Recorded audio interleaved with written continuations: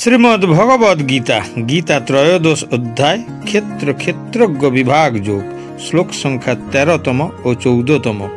এই শ্লোকের সম্পূর্ণ বিস্তারিত ব্যাখ্যা।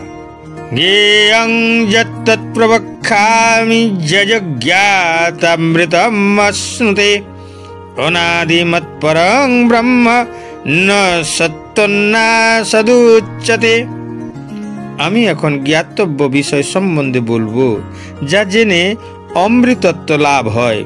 সেই জ্ঞেয় বস্তু অনাদি এবং আমার আশ্রিত, তাকে বলা হয় ব্রহ্ম এবং তা কার্য ও কারণের অতীত। দিন এবং রাত একই মুদ্রার দুটি পিঠ, একটি ছাড়া অন্যটির অস্তিত্ব নেই। যে স্থানে একই সময়ে দিন, সেই স্থানে অবশ্যই রাতও হবে, কিন্তু যেখানে রাত নেই সেখানে দিনও হতে পারে না। তাই সেখানে কেবল চিরন্তন প্রকাশই থাকে। একইভাবে ব্রহ্মর ক্ষেত্রে অস্তিত্ব শব্দটি যথেষ্ট বর্ণনামূলক নয়। শ্রীকৃষ্ণ বলেছেন যে ব্রহ্ম অস্তিত্ব এবং অস্তিত্ব সম্পর্কিত শব্দের বাইরে। ব্রহ্ম তার নিরাকার ও গুণহীন রূপে জ্ঞানীদের উপাসনার ভিত্তি, তার ভগবানের সাকার রূপই ভক্তদের উপাসনার ভিত্তি। শরীরের ভিতর অবস্থানরত স্বরূপকেই পরমাত্মা বলে। পরম সত্য ব্রহ্মর তিনটি অভিব্যক্তি। শ্রীকৃষ্ণ বলেছেন, আমি নিরাকার ব্রহ্মের ভিত্তি। এইভাবে নিরাকার ব্রহ্ম এবং ভগবানের সাকার রূপ একই ঈশ্বরের দুটি রূপ, উভয় সর্বত্র বিরাজমান। তাই উভয়কেই সর্বব্যাপী বলা যেতে পারে। তাদের বর্ণনা করতে গিয়ে যে দ্বন্দ্বমূলক বৈশিষ্ট্য প্রদর্শিত হয়, শ্রীকৃষ্ণ তার ব্যাখ্যা করেছেন। সর্বত্র পানিপাদং তৎসর্বত্রক্ষি শিরোমুখম সর্বত্র শ্রুতিমত লোকে সর্বমাবৃত্য তিষ্ঠতি। তার হস্ত, পদ, চক্ষু, মস্তক ও মুখ সর্বত্রই, এবং তিনি সর্বত্রই কর্ণযুক্ত। জগতের সবকিছুকেই পরিব্যাপ্ত করে তিনি বিরাজমান।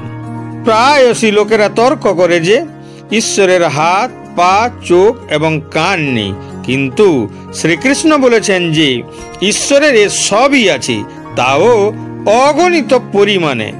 আমরা আমাদের সীমিত জ্ঞানের সীমার মধ্যে ঈশ্বরের সার্বভৌমত্বকে সীমাবদ্ধ করতে পারি না। তিনি কর্তুম অকর্তুম অন্যথায় কর্তুমেই সমর্থ, অর্থাৎ তিনি অসম্ভবকে সম্ভব করতে পারেন এবং সম্ভবকে অসম্ভবে রূপান্তরিত করতে পারেন। এত শক্তিশালী ঈশ্বরের জন্য তার হাত পা নেই বলা মানে তাকে অসহায় মনে করার মতো। ঈশ্বরের অঙ্গ এবং ইন্দ্রিয়গুলি ঐশ্বরিক, যেখানে আমাদের অঙ্গ ও ইন্দ্রিয়গুলি ভৌতিক। বৈষয়িকতা এবং ঐশ্বরিকের মধ্যে পার্থক্য হলো যে আমাদের ইন্দ্রিয়গুলি একটি একক শরীরের মধ্যে সীমাবদ্ধ, যেখানে ঈশ্বরের অসংখ্য হাত, পা, চোখ এবং কান রয়েছে। আমাদের ইন্দ্রিয়গুলি এক জায়গায় অবস্থিত, কিন্তু ঈশ্বর সর্বব্যাপী। তাই ঈশ্বর পৃথিবীতে যা ঘটছে তা দেখতে পারেন এবং যা বলা হয় তা তিনি শুনতে পারেন। এটি সম্ভব হয় এই কারণে তিনি মহাবিশ্বের সর্বত্র বিস্তৃত।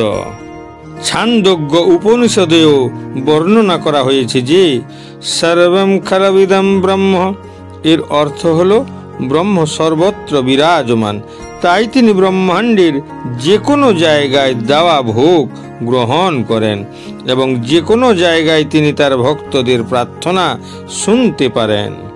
তিনি জগতে সংগঠিত ঘটনার সাক্ষী এবং অগণিত ভক্ত একই সাথে তার পূজা করলে সকলের প্রার্থনা গ্রহণ করতে তার কোনো অসুবিধা হয় না।